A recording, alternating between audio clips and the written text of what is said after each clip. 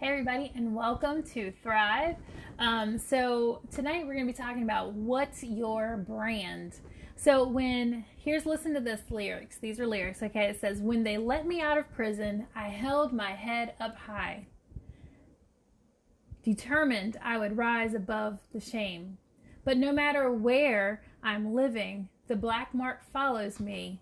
I'm branded with a number on my name. I'd like to hold my head up and be proud of who I am, but they won't let my secret go untold. I paid the debt I owed them, but they're still not satisfied. Now I'm a branded man out in the cold. So those are lyrics, and they are the reflections of a former prisoner, and they were taken from a hit song recorded on an country album by Merle Haggard. And you've probably never heard of who Merle Haggard is unless you are an avid country music fan. But Merle knew what it was like to be a branded man, having spent years in prison or time in prison himself. You know, I'm not sure what the draw is, but we seem to thrive on placing brands on people. We see it all the time, especially on social media, right? TikTok, Insta, Snapchat, people that are creating their verified accounts or trying to get verified, they create these brands for themselves so that people will follow them. But you also see it in real life, in people all around you. You see it in school, you see it in your families, you see it in your community, in your friend groups, right? So we hear terms, a lot of times they're not that bad. There are positive brands, right? But those aren't always the ones that stick out to people. Typically, it's the ones that have that negative tone that tend to hang on to you and tend to follow you and tend to stick out more than anything else. We hear terms like loser, fat, ugly, failure, cheat, gossip, addict, worthless, these types of words, right? And so many more things that get attached to us by other people. We also see those closest to us, those people that we love, tend to brand people like parents and teachers. And again, there's some positive brands, but there's also negative ones. And those are the ones that, like I said, tend to cling to you, right? Those are the ones that snuff out the life that's in you. We hear terms like fool, idiot, worthless, stupid, and those names, those brands cling to us, and we tend to accept that branding that's put on us by somebody else, believing the lies that are being spoken over our lives. So the good news is, however, that God, or whatever people say, whatever people think, that is not what matters. What does matter is what God says about us, what God thinks about us. And Scripture shows us time and again that God doesn't brand us, but instead He places great value on us. So much value, in fact, that He gave His one and only Son, Jesus Christ, to die for you and for me as individuals. The Bible also says that God knows you by name. He knows you by your real name. He knows you by your name. He doesn't speak your name and call you by your brother or your sister's name or your dog's name. I have to say I've actually done that by mistake. But He calls you by your name.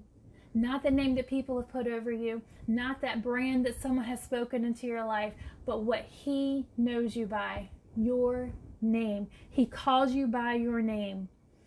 Listen to these passages. Psalms 139:13 says that God knit you together in your mother's womb. That means He took the time, He took the effort, and He put forth the love that puts you together in your mother's womb.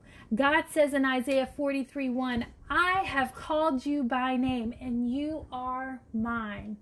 In Isaiah 54:4, it says that you will forget the shame, or that brand, right, of your youth. And in John 15:15, Jesus says, I have called you friends.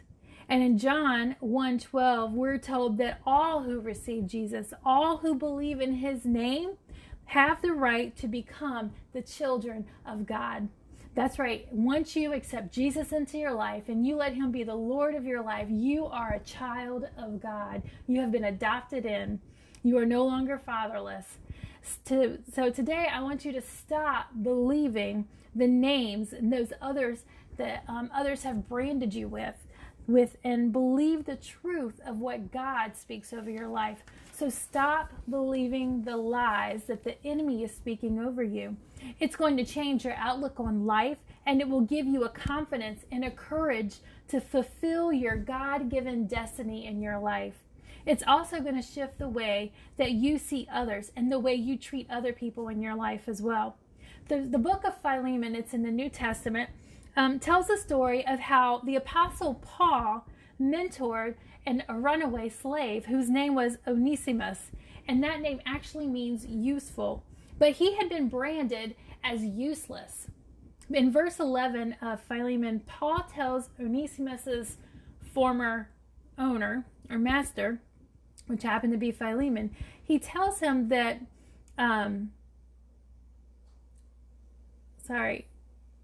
he says, formerly, he, being Onesimus, was useless to you, but now he has become useful to both you and me. You see, God removes those labels. He removes the insults. He removes the old brands, and he makes us a new creation, and he gives us a new identity in him. So whatever labels other people have placed on you, whether it's worthless, ugly, stupid, whatever it may be, whatever shame that you carry from your own actions or even other actions from other people, addictions, abuse, cutting, allow God to come into your life to break those brands, to break that shame, and to change your identity.